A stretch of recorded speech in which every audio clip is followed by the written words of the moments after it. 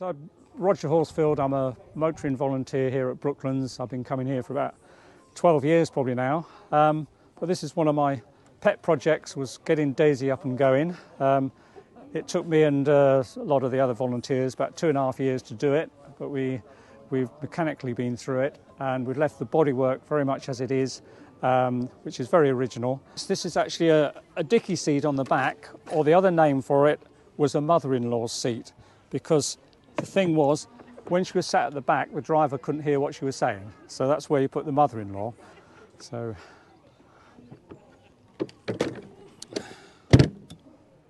this car is very significant to Brooklands Museum.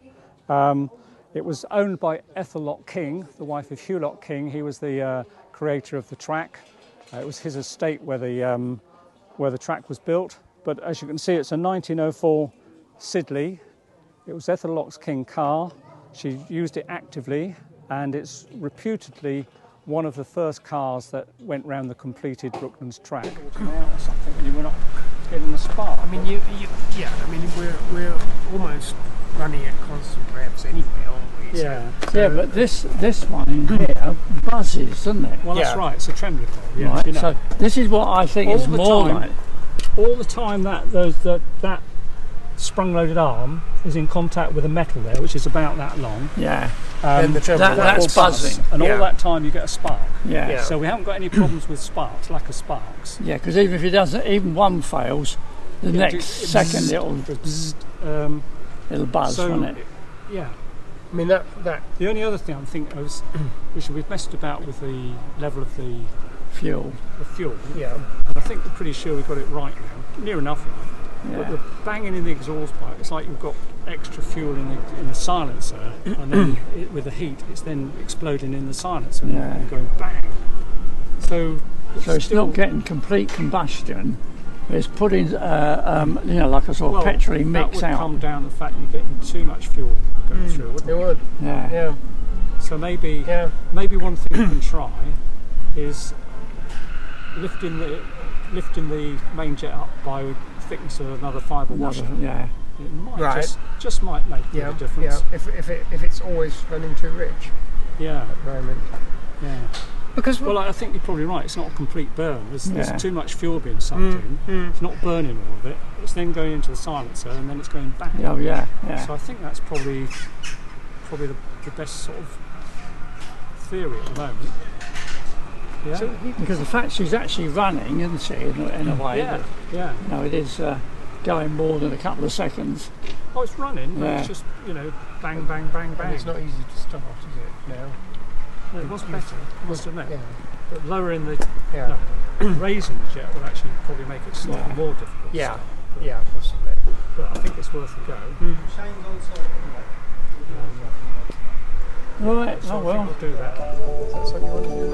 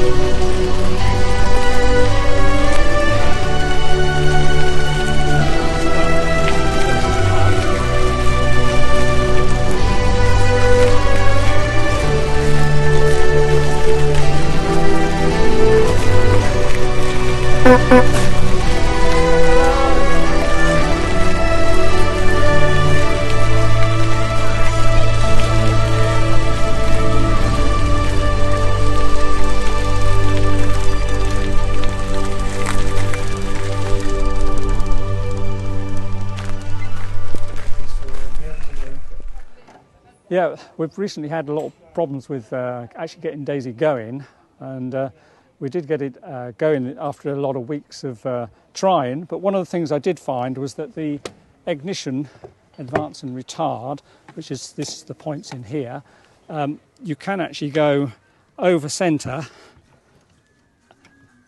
and then you don't know with the control. And of course what it's done is actually put the ignition time in the engine way out, and of course it would never go. So we did find that, and I must admit that was the major thing that we did find. So we now know to be careful that that doesn't go over centre. So it is now running, but unfortunately there's a lot of banging and crashing in the exhaust pipe, backfiring. So it's not 100%, but it is going. So I'm systematically looking around, but haven't found out what the problem is yet. The engine on this is quite strange. It's actually a single cylinder engine, about 700cc, laying horizontal. This is the cylinder head. You can see the spark plug. This is the float chamber of the carburettor. So it's quite peculiar in its layout. But in those days, early motoring days, 1904, they were trying every configuration you could think of in terms of mechanical drive, etc., and where to put the engine, which pedals were which, etc., driving pedals. Another peculiarity of this car is that to start it, the starting handle doesn't go in the front like a lot of cars of the time. It actually goes in the side here. So it links up with the engine, and then we turn it over from there, and that's how we start the car.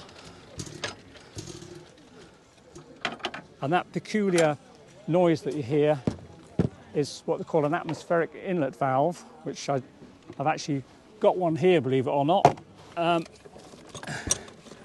which when the piston goes down, there's a cylinder, this is mounted above the cylinder, it actually sucks the valve open, lets the air in, and as the piston comes up with compression, it pushes it shut. So this is going up and down when the engine's running, and it makes that funny noise. So it's quite different than a modern day car.